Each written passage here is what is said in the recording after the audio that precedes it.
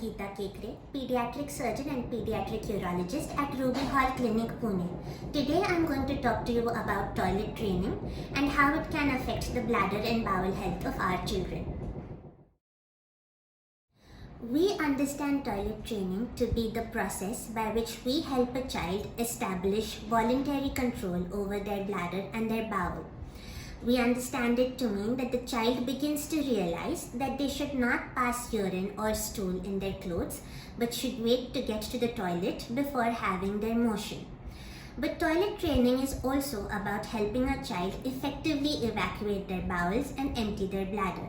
In fact, the goal of toilet training is to enable a child to empty their bowels and bladder before the urge to do so becomes too strong for them to hold it anymore. In fact, it is this aspect of toilet training which, if not paid attention to, can negatively impact their health in the future. So, if we begin toilet training too early, or if we are very aggressive with toilet training, it can have a negative impact on the child. So, a child tends to develop a fear in their minds regarding the passage of stool and urine, and they try to avoid passing stool or urine as much as they can. This leads them to develop a holding behavior, which can have a lot of negative consequences. It leads to a vicious cycle of constipation, leaving the child susceptible to urinary infections, which can be severe enough to scar their kidneys. And the constipation can ultimately progress to a state that interferes with their nutrition. That's a great question because there is no one-size-fits-all method to toilet training. In fact, toilet training practices vary from culture to culture, from region to region, and even from family to family. So, as a parent who has bonded with your child, you are the best person to figure out how to toilet train your child. Having said this, it's important to remember that this is a long process. We are talking about a process that's going to take months. So, it's very important to be patient with yourself and to be patient with your child. Be prepared for setbacks. Accidents are going to happen, so be relaxed about the process. There certainly are do's and don'ts of toilet training. Like I mentioned before, improper toilet training practices can have negative consequences. So that should mean that there are some proper practices to be followed. The first and the most pertinent question to be addressed, I think, is when should you start toilet training your child? Now, there is no specific age at which you need to start, but your child should have achieved certain milestones and developed certain skills before you start toilet training. So, firstly, your child should be able to communicate. This doesn't mean that your child has to speak a complete sentence and say, "Mom, I need to use the toilet." But they should be able to point or tug or use gestures to communicate to you that they are having the urge to have a motion.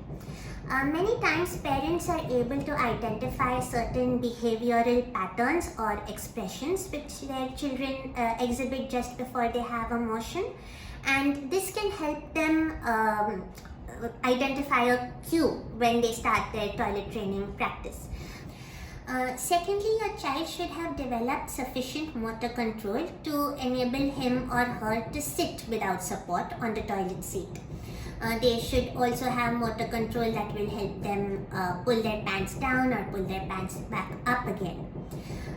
Thirdly, your child would have by this age developed some sort of diurnal pattern for their bowel movements. What I mean is that initially when a baby is exclusively breastfed, they pass very watery stool and they stool frequently in the day. However, after the age of 6 months or so, when we begin to introduce complementary foods, the consistency of the stool changes. It becomes more formed and the frequency of stooling also decreases. So sometime late in the first year or early in the second year, the child tends to develop a pattern which is roughly predictable by the parents. So you would know whether your child has a tendency to have a motion within an hour of waking up in the morning, or sometime in the evening, or after their first meal, or so on. This is an important part of their growth which will help you in your toilet training practice. Now, it is also important to develop a consistent language around toilet training. What I mean is, the words that are used to refer to urine or stool or the toilet should be the same. For example, if you're going to use the word pee for urine or poop for having a motion, you need to use those words consistently so that the child develops an association between the language that is being used and the action that is being carried out. Also, it's important not to develop any negative associations between the act of having a motion or using the toilet. So a child needs to know early on that there is no shame in passing stool, or going to the toilet is not something dirty. Very often our children in this country are growing up in bilingual homes, and we would be using words from both languages to refer to objects and acts around toilet training. But even within this bilingual environment, we do maintain a certain consistency which helps the child develop associations. Remember that toilet training should center around encouraging the child to evacuate their bowel and empty their bladder. So for example, if you know that your child tends to have a motion within an hour of waking up, let's say, and that is usually between 8 a.m. and 9 a.m. in the morning, that is a good time for you to encourage the child to sit on the toilet. Keep them there for about 20 minutes. Keep them engaged. Talk to them about having a motion. Tell them a story. Keep them engaged in activity. And have the child sit on the toilet seat. Now, of course, the child is not going to have a motion then and there the first few times that you do this. But you will notice that the child will have a motion somewhere around there. So once the child has a motion, you can help them develop an association between the toilet and the act of having a motion, perhaps by putting the soiled diaper into the baby toilet, or emptying the contents of the diaper into the toilet and flushing it away, and showing the child and talking to them about it throughout this process. Similarly, for urine, we need to encourage the child to empty their bladder frequently. So every couple of hours or every hour and a half or so, take the child to the toilet, turn on the tap, and try to make sounds that imitate the sound of water and encourage the child to void. You will realize that once a child has emptied their rectum or has emptied their bladder, they are unlikely to pass stool or urine again until the rectum and the bladder fill up. And that's how they will remain clean for some time. Patience is key throughout this entire process. Be patient with yourself, be patient with your child. Just because a child toilet trains early and learns to be clean and dry at a very young age, it does not mean that that child is smarter or more intelligent than other children. Similarly, if a child takes longer to toilet train, it does not mean that that child is an underachiever or is going to be less successful. So every child in every family is going to take their own time to toilet train, and you need to be patient for over a span of a few months. Another very important aspect that needs attention during toilet training is the child's posture.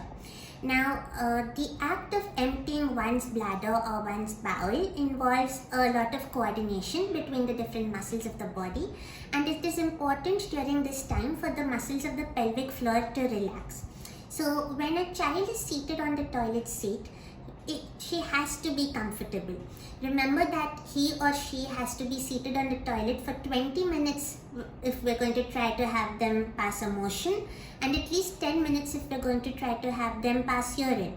So you need to remember that the hips should be well supported. The feet should be well supported. The feet cannot be dangling from the toilet seat. So place a step stool under the feet, or use a baby potty which is low enough for their feet to touch the ground. Have the child leaning forward slightly, about 30 degrees. A good hint is to have them rest their elbows on their knees. And initially, even little boys need to be seated when they're passing urine. Do not let your child get into the habit of passing stool in the standing position. When we're standing up, the muscles of the pelvic floor are naturally in a contracted state in order to support the weight of the body.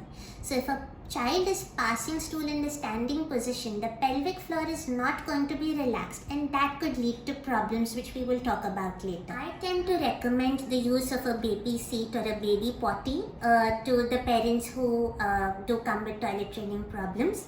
Of course, this is not hard and fast, and a lot of families are able to toilet train their children without the use of these.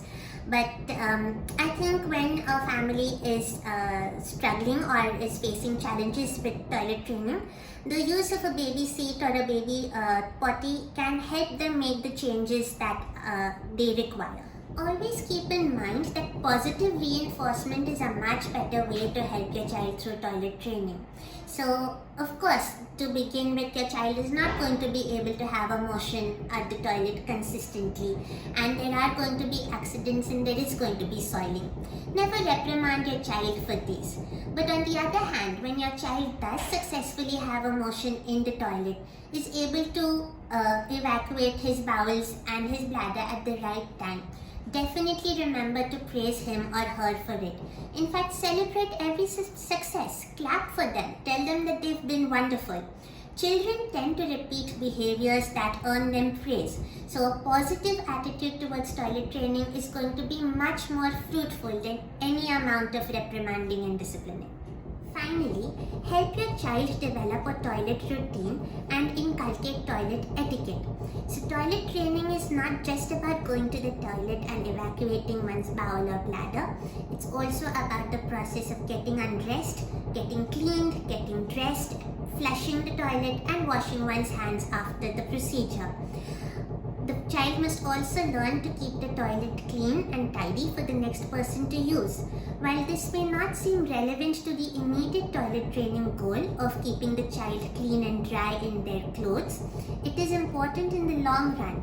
Children as old as 7 and 9 years can develop hesitancy towards using the toilet because they come to believe that it is a dirty place. These children can develop problems like constipation and even incontinence, and having good toilet etiquette in general can help deal with these situations. So the first red flag that I would like to bring to everyone's attention is that a child should not be standing up to pass stool. A lot of times parents will describe a situation where their naughty, playful child suddenly goes quiet and stands in a corner, goes very red in the face and strains to pass stool. Now the truth is, this child is not trying to pass stool but is actually avoiding a motion. What happens is that when we stand, our pelvic floor remains contracted and opposes the action of the rectum. As we mentioned before, the act of defecation requires coordination between various muscles of the body. Some of them must contract and some of them, which are the ones in the pelvic floor, must relax. Now, a child would stand and oppose the act of defecation because at some point they have developed a fear with regard to the passage of motion. Typically, this happens in the latter part of the first year when the consistency of stool has changed and the child has had a painful or unpleasant experience during a motion. So the brain interprets passing a motion as something that is painful or unpleasant, and it tells the body to oppose this. So what happens is a tug of war. The rectum is trying to push the stool out, and the child, by standing and straining, is trying to hold the stool in. So although the child might pass something in the diaper, what effectively happens is that a lot of stool stays inside the rectum, and over time this stool becomes hard because the body absorbs the water from it. When the child finally does pass this hard stool, this is yet again a painful experience, and this further strengthens their notion that passing stool is something painful and unpleasant, and further promotes them to oppose the action. So this leads to the child becoming severely constipated over time. This hard stool gets impacted in the rectum, and it can even affect the function of the urinary bladder, leaving this child susceptible to urinary infection and also severely constipated, so much so that in extreme cases it can affect their nutrition. The other red flag that one needs to be aware of is that toilet training requires a very calm and relaxed environment. So even if your child seems to be ready to toilet train, but you are expecting some major changes in the home environment. For example, there's a new baby to arrive soon, or there's going to be some change in the composition of the home, or you're planning to move house, you might want to delay your toilet training until the environment has settled. Thirdly, certain children are born with conditions that may make toilet training more difficult or may make toilet training more prolonged in their case. So, for example, a child that has developmental delay or has any kind of neurological conditions will take longer than their peers to successfully toilet train. But a relaxed and controlled attitude towards this is important. Children who are born with anomalies of the rectum or the anal region and have had corrective surgery for these would also take more time to toilet train. So such children might require the help of their pediatric surgeon in their toilet training years.